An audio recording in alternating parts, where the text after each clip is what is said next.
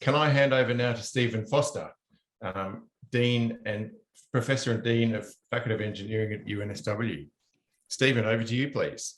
All right, so I just thought I'd start by just talking about the experience of a colleague of mine, Associate Professor Fiona Johnson, back in 2014, just shortly after the AR5 synthesis report was released by the IPCC, and she wrote a couple of articles for the Sydney Morning Herald in that article, why we're having the wrong debate.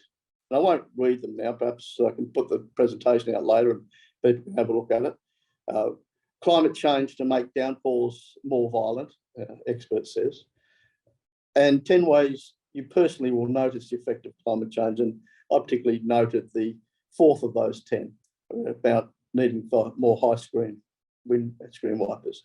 Now, we've just had the 6th report released, and I look at the things that have occurred the last week in Sydney, New South Wales and Brisbane, and I look to see and wonder what's changed. I might add, though, that after she made these articles, the amount of real vitriolic hatred emails that she got back for making these statements, really putrid stuff, because the debate at that time was not a healthy one. Now, hopefully we have moved onwards from that. We know what we've got to get towards 2050. We've got to drive down the emissions considerably. We haven't really had a big change from 2020 to now, which makes our challenge a little bit more difficult. And Margie's already talked about that, to what it means to the cement and concrete industries.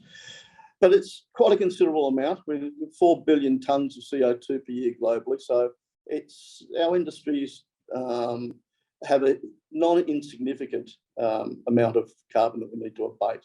I've been asked from time to time, what's my vision for the Faculty of Engineering? Where would I like to see us go? And I talk about this 10-year horizon that we have. So by 2031, hopefully we would help to solve the energy side of the sustainable development economy. And energy is done. We've got a lot of work to do. We know we've got to work on the grids, but we know the solutions. And if we don't know them, we've got the research in place. With confidence, we can identify the remaining bits. The question comes to me is around the industrial economy, our part of the economy, and how we get to carbon neutrality. Now, it doesn't mean that we have to take all the carbon out of cement or building products.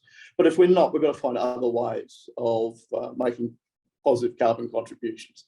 So it's one or other, and it's not going to be either one or other. But the question then comes in, how do we do this? And again, Margie's already talked a lot to that, so I'm not going to talk to that too much. But let's perhaps talk about the building sector. And if we can go to the next slide, please, Kathy. All right, I've talked about in the past the use of ultra high performance concretes. And this is an example where it's not about the cement. It's absolutely not about the cement. It's about the total solution. So here you've got a product with a UHP FRC that has twice the amount of cement per cubic metre. But because it is a highly efficient product, 150 to 180 megapascals in strength, it can be highly pre-stressed. We can use that strength. So these pictures down the bottom of a couple of pictures of a former PhD student of ours now building bridges in Malaysia, they now have 150 of these built. This is not a trial technology, hasn't been for some time. The twice as much cement per cubic metre, but we use a third the amount of the total concrete. So we're actually driving carbon down.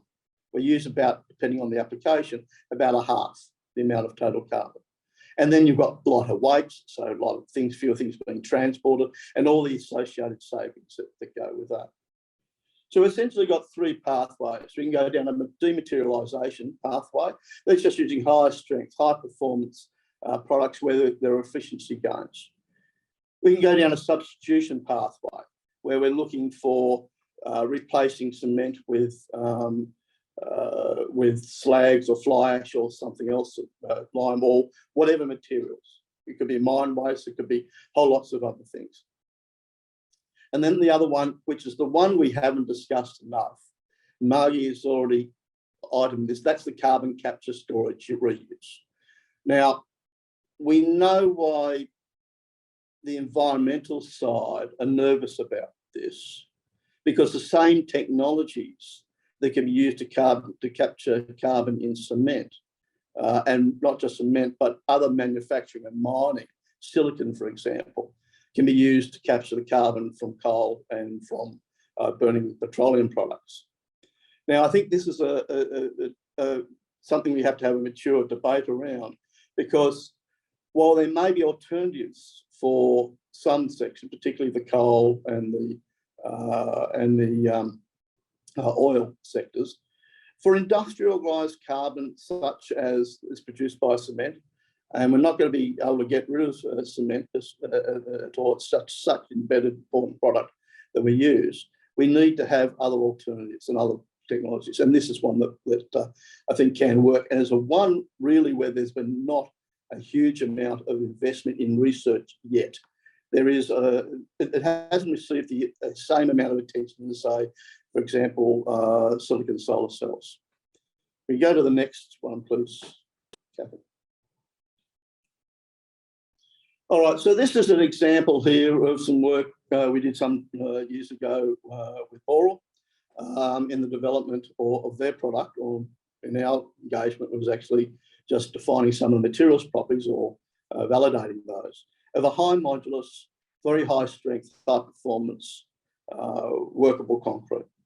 Now, in this here is a concrete with a high amount of substitution, 40% substitution, mostly with slags, but also with fly ashes. But this is not the first time by any means that such an application has been done.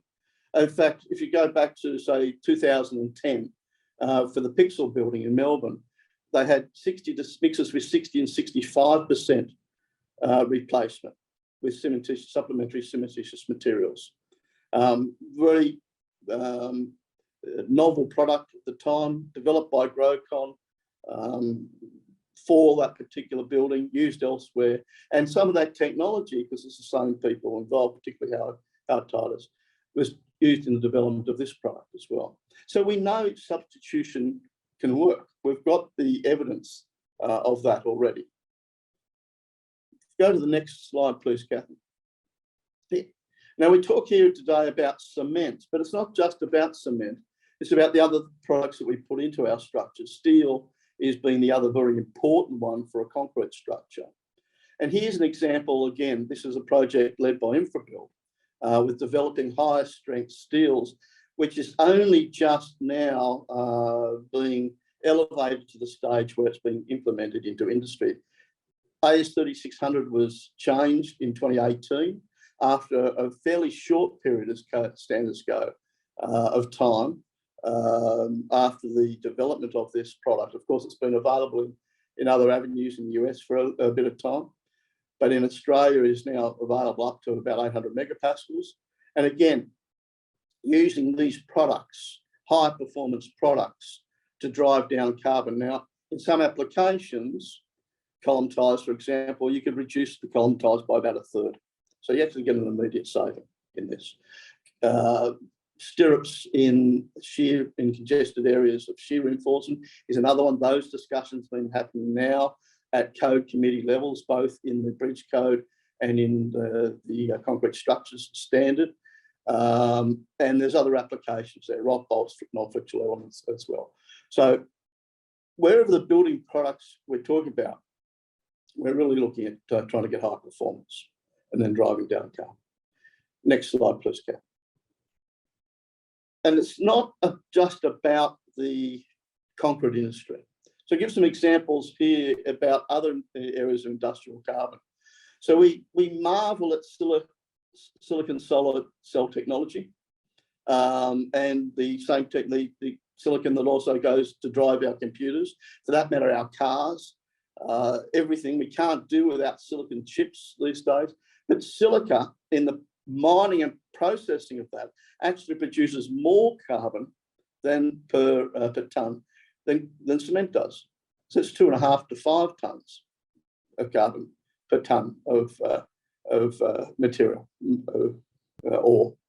So we can see it's not just around our sector, it's around other sectors as well. And while those go into, say, photovoltaic cells, which over their life, of course, have a very carbon positive contribution, nevertheless, the amount of carbon that goes into their manufacturing is not insignificant. And we can deal with that. We see some examples there. The one that's happening up in Queensland, particularly now, which again is in trial in the gas sectors. The one in Norway by Heidelberg Cement and others, and they're using their offshore oil wells, again, spending billions of dollars in investing in looking at carbon capture technology. So it is absolutely a real technology that we need to look at. Next slide, please. I want to talk now just about one project in particular that's starting with just these alternative binder concretes. And I think Australia is leading the world in this area, largely because of the investment of Wagner's, but also of other people's, the Obon and the like. And these are no longer trial technologies. We still need to develop the standards, but we know, we can see that they've actually been manufactured at scale. The top one there, top left there, is the slide of Royal Camp Airport. The bottom is Pinkenba, the Climate Change Institute, the University of Queensland, are examples of building structures, tunnel linings, and there's others. We've got several trials underway at the moment. I'll just talk briefly about one of those and just quickly mention the other. So the top right one there is some handbar units. So the handbar units were built down in Port Kembla using technologies that we developed in our laboratories here, upscaled with the assistance of Wagner's and others, and Cleary Brothers in the Illawarra at Port Kembla to manufacture these products. They've got some advantages. They're very high density concrete, and high density is actually a really good application in handbar units and coastal arming units. Why? Because if you increase the density from even as little from 2,400 kilograms per cubic meter to 2,700, the weight of the unit itself to resist the coastal storms is almost halved. So it's not just the actual concrete per se, but the size of the unit that's impacted by using these materials. And they're using a steel slag, so a waste product that's coming from the steel industries to get the density into there. So these are applications. We're going to report on that one a little bit soon. So the one we'll talk a little bit today is the project that's being underway at Wyndham Street, which has been done with the City of Sydney. Next slide, please, Kathy. So Wyndham Street in Alexandria.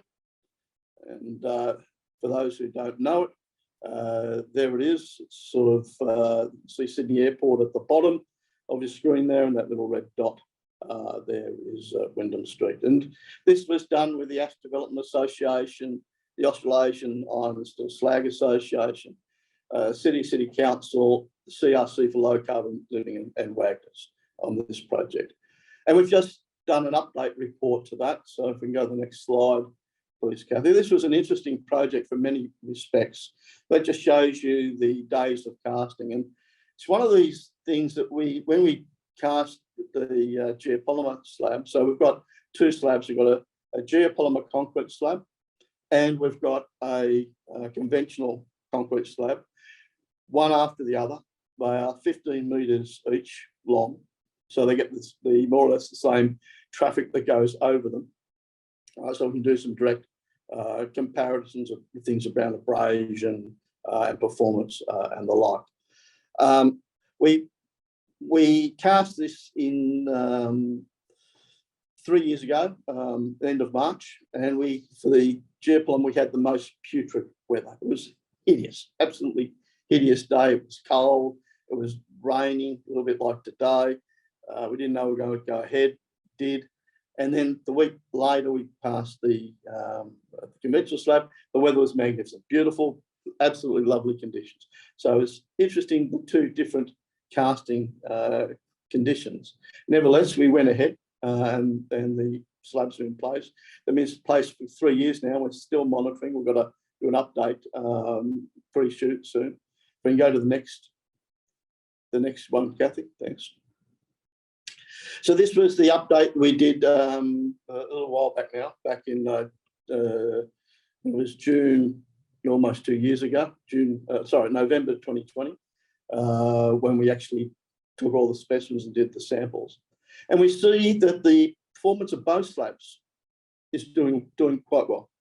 If we go to we took Smith-Hammer tests. Smith-Hammer test gives us indication of how hard the material is, tells us how well it's abrading and the like. And if we go to the next slide, please, Kathy. These are downloadable in the report. Again, you distribute these slides later if you like, and there's a link on there. We've got high resolution photos comparing each time, in each slab. And again, the performance of both is doing very well. The cracks pattern's a little bit different. Kathy, if you can go to the next one. So again, in the conventional slab, it's the slab on the right of the two. It's showing more or less shrinkage cracks, as you would expect in a concrete, to the patterns. The one in the geopolymer concrete is not showing a shrinkage crack, but it is showing a flexible crack, likely where the ground wasn't compacted sufficiently well at that time. The total crack widths are the same, but in the case of the geopolymer one, we have a single crack of wider, which is not as good.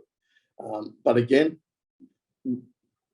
that's more to do with the preparation of the foundations during the weather conditions that we had, rather than the geopolymer aspects of the concrete itself.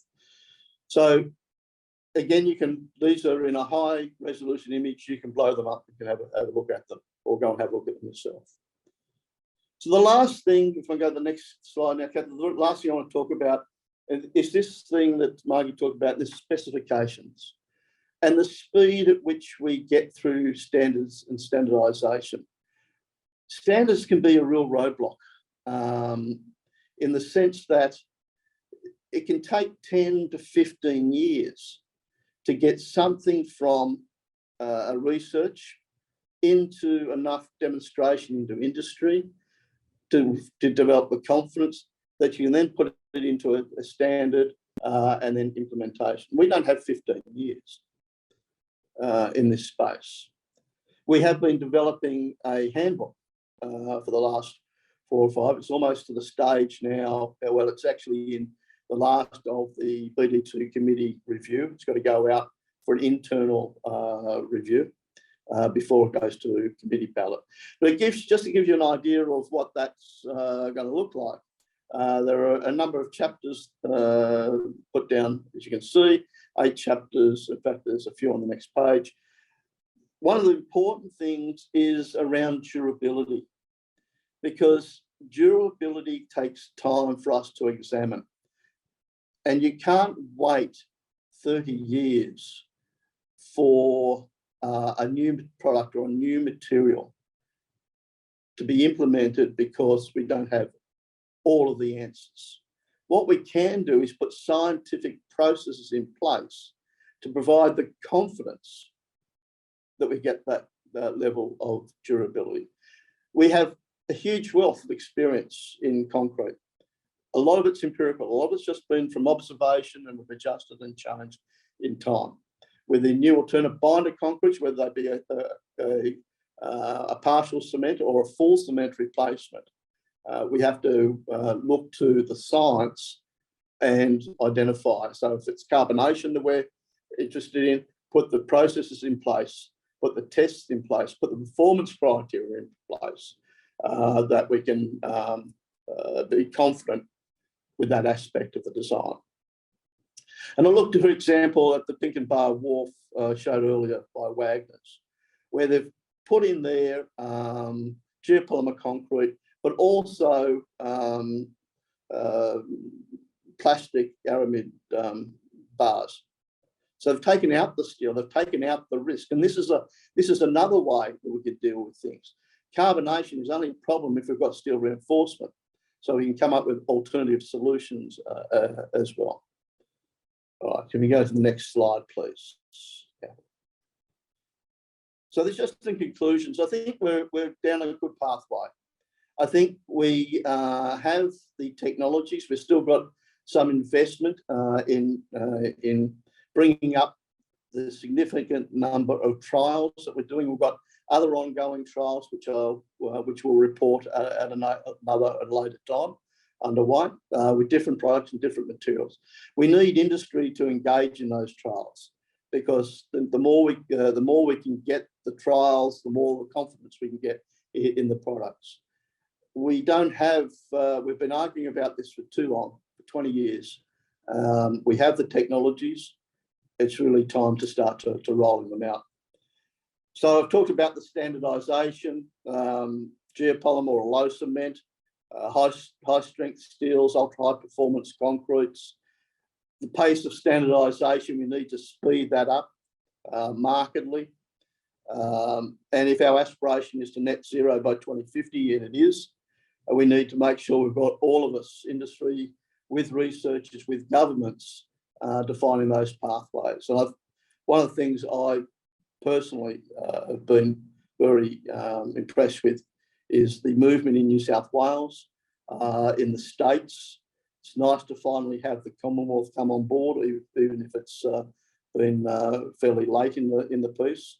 But again, that we're now starting to work together towards this, because we see what's happening around us, and it's just too important not to work together. All right, so that's where we are. Thank you very much, and happy to take questions at the appropriate time.